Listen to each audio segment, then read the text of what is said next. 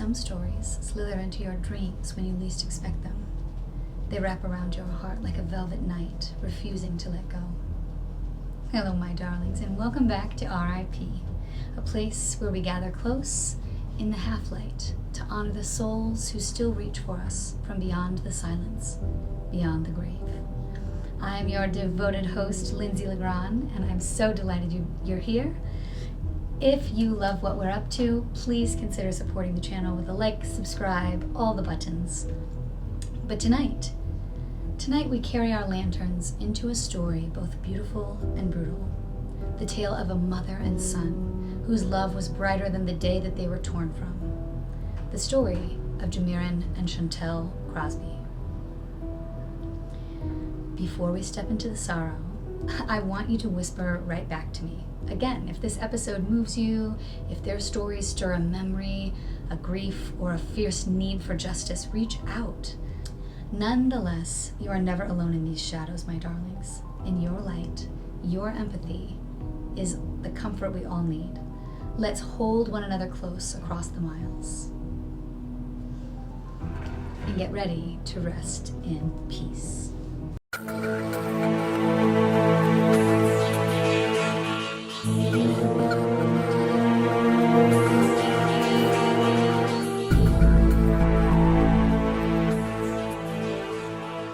Imagine him now, 13 years old, a smile bright enough to chase away even the heaviest clouds. That was Jamirin Crosby, a straight A student with the world waiting on the other side of his textbooks and a football jersey that fit him just right, as he just joined the ATL elite. But school and sport were only part of who he was. At home, he was the helper, the one who balanced the household's rhythm with siblings to supervise, groceries to carry, laughter to summon when the day weighed heavy. Remember what made him so special? A 5th grade dance. Jamirin, proud and shy, asking his darling mother to be his date because she'd never had hers. That was Jamirin, heart wide open, loving fully. Let's talk about the night he didn't come home. The air was thick that September night, September 17th, 2022. Very humid, the air is still. It's around 2 a.m. when he stepped out into that darkness with friends who should have been his shield. And then he was gone. By the morning of September 19th, his absence became a presence more painful than anything else. Unfortunately, his body was found in the woods behind townhomes on Parkway Trail, and the coroner confirmed it. Jamirin had been shot and killed. A grainy surveillance clip surfaced, him walking with another young man at 3 a.m. Police hoped that figure might reveal what happened, but the days turned sorrowful, and still no arrests were made. Chantal's voice cracked when she asked on camera, why would someone want to hurt him? A question that echoed and still echoes with no answer in sight. Part 3. Let's discuss Chantal, his mother. The mother who wouldn't stop. Chantal Crosby turned her heartbreak into a crusade. At 35, she became a force to be reckoned with. With grief as her torch, she demanded justice for Jamirin and for her brother Dario, also known as Polo Giles, who was killed just 2 months prior in April of 2022. His death remained unsolved too. In 2023, Chantal founded the Crosby Organization, a beacon for gun violence prevention, police accountability, and community healing. She invited us to remember, to act, to insist that this story, not just theirs but ours, was heard.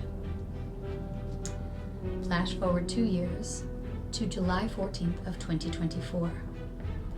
Chanel planted a trip to Macon, Georgia, maybe to rest, maybe to strategize the next rally. But when the hours turned into days, a familiar dread settled in. On July 19th, just before 2 p.m., civilians noticed an abandoned car at the West End, smelling kind of foul.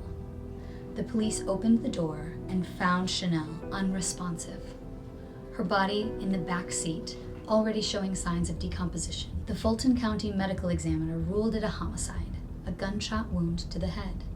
Yet another murder, another injustice. Once again, no arrests were made, 3 lives taken, 4 children left motherless, and a family and community shattered. Reflections in the dark. This is how violence echoes. You lose your son, you start to heal, then you lose your mom. It's a cruel spiral, twisting hopes into grief and shattering dreams. Picture that kitchen, 3 empty plates, a lone chair waiting for someone who will never return. And just outside, the world callously carries on, their silence louder than anything anyone could say. But here's something, darlings. In the gathering of our own broken hearts, in the remembrance of Jamirin and Chanel, there is resistance. There is a light. There is an opportunity to make an impact on this case. If any whisper, any image, any unexplained twist of memory around this case comes alive inside of you, please send it. I'll read it on air. Your voice will glow back into the darkness. And who knows, it just might turn the tide. Now for your sneaky little peek. Next week we're going to the lake, and what we'll find beneath the surface will haunt you. On the shores of Georgia's Lake Okonoe, a quiet home stood waiting for summer to return. But in May 2014, it became the scene of a mystery so brutal, so baffling, that investigators are still piecing its fragments together a decade later. An elderly couple, Russell Dermond, found decapitated in his own garage. Shirley Dermond, his wife, discovered days later her body anchored in the dark waters of the lake they loved. Her life stolen with violence no one saw coming. Her husband's head never even recovered. Who creeps into a life so gentle and leaves behind a crime so grotesque? Next week we'll wade into the deep and see what rises from beneath. My darlings, my brave, beautiful watchers of the dark, every time you listen, every time you send your light, I feel it. I feel your affection, your empathy, your silent promise to remember. Some candles burn even in the deepest shadows, and sometimes their light, when carried by a many, becomes a beacon. I love you endlessly for being here, my darlings. Thank you for holding these stories close, for carrying them forward.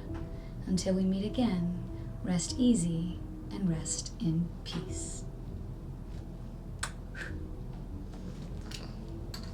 Rest easy and rest in peace. Just in case that first one was kind of geeky. Okay, it's the red button.